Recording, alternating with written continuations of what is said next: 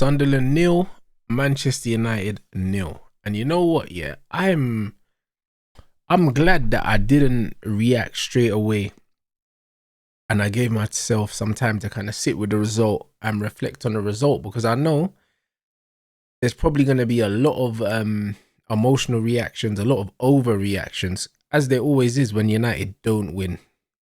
You know what I'm saying? Loads of people going to be saying, "Oh, this is why Carrick's not the guy," and then scapegoating specific players and saying, for instance, "Oh, people been getting onto Ahmad recently." You know what I mean? The Xerxes scapegoating for today. Loads of different things, loads of different excuses, and it's like these men don't have no sense in it. There's never any sense when it comes to Manchester United. Sunderland away, yeah, on paper has been a tricky place to go for a lot of teams this season. We got a draw. We didn't lose the game. Do you know what I'm saying? It's not an ideal situation. Obviously, we would have wanted all 3 points. Not that we need them, because I think third place is mathematically secured now. We got Champions League football. But also, this was a team today with no Casemiro, no Ugarte. We already know that we're light in midfield. Loads of people talking about style of play and all these other things, but they can't name me any team in the history of the game, yeah, that has been able to play good football and win things that don't have a memorable midfield. When you talk about all the great teams that have ever won stuff, yeah, the most talked about players for the most part are in their midfield. Everyone remembers your Xavis, your Iniestas, and all these other things. All the great teams, whether it's Keane and Scholes or whatever, Vieira and Petit or whatever, bruv, whatever you want to do, bro. Casemiro, Modric, Cruz, whatever, bro.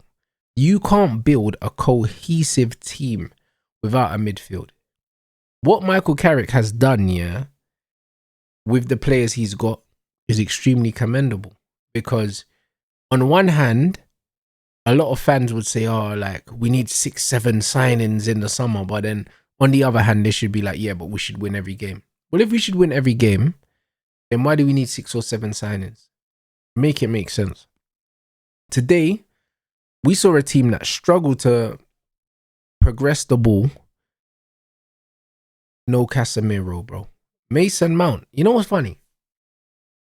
The way Mason Mount can go under the radar and escape criticism, why will man see people scapegoating Ahmad, scapegoating Xerxes.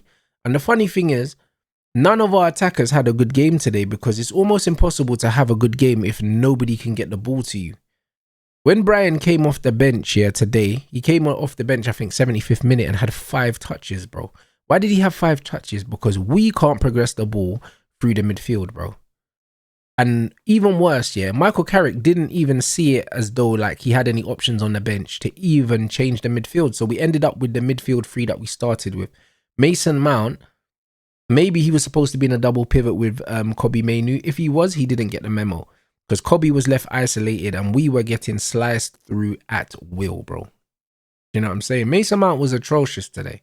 He didn't help us defensively. He didn't help us offensively, bro. And he did what he always does, which is just disappear in plain sight, bro. You see him, but you don't see him.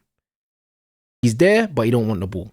You know what I mean? Always standing in that little corridor of, "I certainly don't want the ball." That corridor. And nobody talks on it.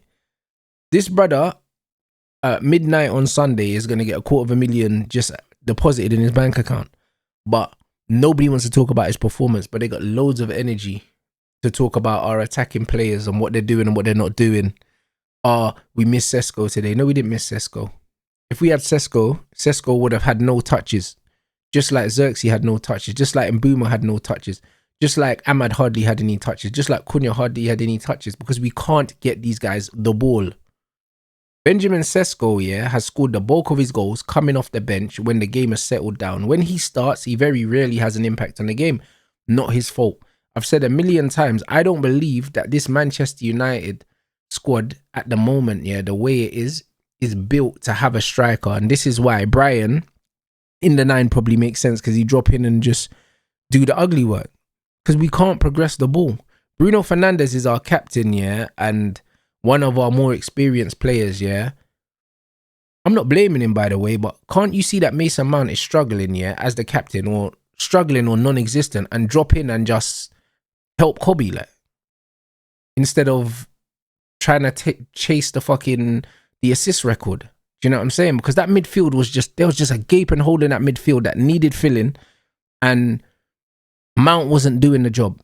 He wasn't doing the job. He was atrocious today, bruv. And Bruno could have dropped in there, bro. Like, we've seen him playing a double pivot for Amarim. We know he doesn't like it, but bro, it's a one-off game. You're the captain. Take some initiative. There was no initiative. That midfield, brother. The midfield is the reason why not only did we not win, but we could have lost today. Loman's made some good saves. To be fair, we could have scumbagged it as well because Cunha had a couple chances, but we didn't deserve to win today. But we could have lost today on the balance of play just because we made it easier than we needed to for Sunderland. You know what I'm saying? Like, a draw is not a bad result on the balance of the game, because on another day we lose it, but then on another day we could have scumbagged it. But the reason why the game looked the way it looked is because the team balance was off, and that was not Michael Carrick's fault. We need midfielders. Everyone knows that. All we do is talk about what 3 midfielders we should have. That's every single football show when we speak about Man United and we're getting links with all these players. It's what midfielders should we get. So knowing that, and knowing that Casemiro, who's been our best midfielder this season, is unavailable, and even though Ugarte is not great, yeah, bro, I can't lie, Mason Mount makes him look like he's worth something. To not have those available and only have the Fletchers on the bench, how can we be surprised at the football that we saw today? Like, it's not fair to sit down and look at what we had out there, yeah, and expect anything different, yeah, and then be looking specifically for individuals to blame. As shit as Mason Mount was, cool, it's not his position. It's not his fault. He was supposed to do a job, he couldn't do it. But we didn't have the options there, bro. We didn't have them. And that's because we're short, and we know we're short.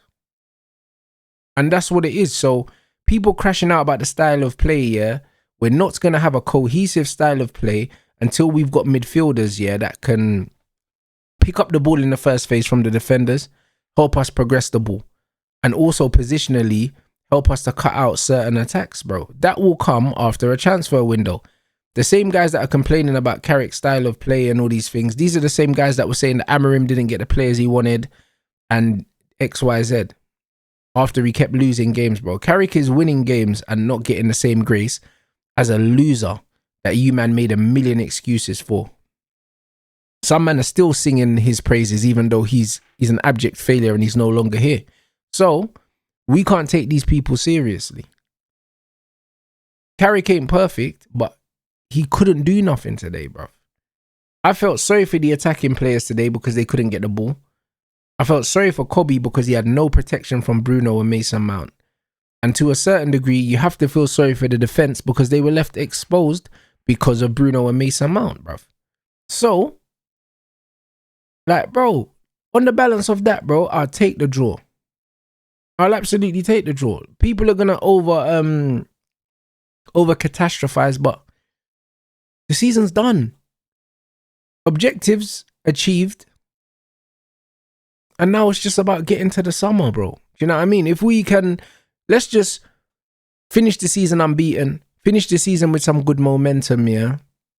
Because I think it's important. I think we should finish the season well. I don't want us to get to the point where we're like, oh, you know what? We've achieved it now. We can just kind of fuck the season off. No, like, it would still be nice to finish the season with the most points in the league since Michael Carrick's come in, because it shows some progression and it's something we can build on. I wouldn't want to go to shit and like lose the last 2 games because that'd be annoying, even though I don't think we will. But I'm just saying in general, I don't want these guys to lower the intensity. I want them to keep the standards high. But when I looked and I saw Mason Mount in midfield with Kobe Mainoo, yeah, once I saw the performance, yeah, like, I can't sit here and say I was shocked. Do you know what I mean? And we can't just be out here taking away the context, because a lot of people are going to take the context out and say, oh yeah, well, we haven't played good football since this game and that game, and like we needed Sesko and all these other things. Brother, no. Do you know what I'm saying? Like loads of people always trying to take context out of the way to suit their fucking narrative, bro. When Sesko starts, he don't really score for us. Do you know what I'm saying? He doesn't help in build up play, and we couldn't get the ball to him anyway. What are we doing? Cunha had a chance, a couple chances that he didn't take. Do you know what I'm saying? But he was bright.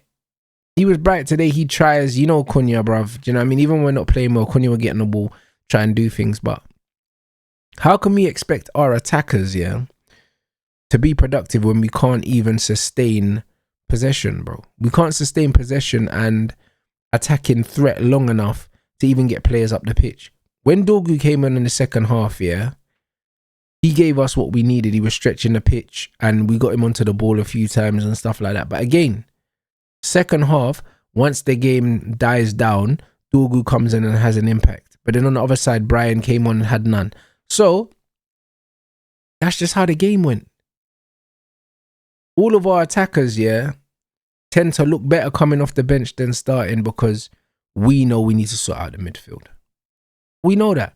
So anyone using this, yeah, this one result as a reason to slag the manager off or to slag off our attacking players or anything like that, sort it out, bruv. Honestly, like it's agenda driven at this point, bro. Like we're not playing for anything. Like we could have won 5-0 today. It does, bruv. It just doesn't mean anything.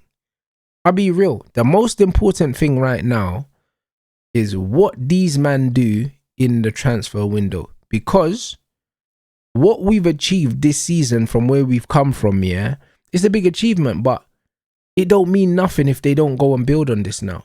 I don't want, yeah, Carrick to come in and do all of this and that it be in vain. When we get Champions League football, yeah, then you don't build a squad capable of at least giving a good account of themselves in the Champions League. I'm not expecting us to go Champions League and win it, but build a squad that means that, you know what I'm saying, like we can put in an honest effort, yeah, and do something. And the same goes for the Premier League. When I look at Manchester City, Pep's probably leaving. When I look at Liverpool, yeah, Arne Slot has lost the plot, bro. Like if Liverpool actually do keep him, I think it's the best news, yeah, that any of the rival fans, yeah, could see, because that guy's lost the plot, bro. Like I see quotes of man sticking it on Mo Salah before their game and all them things.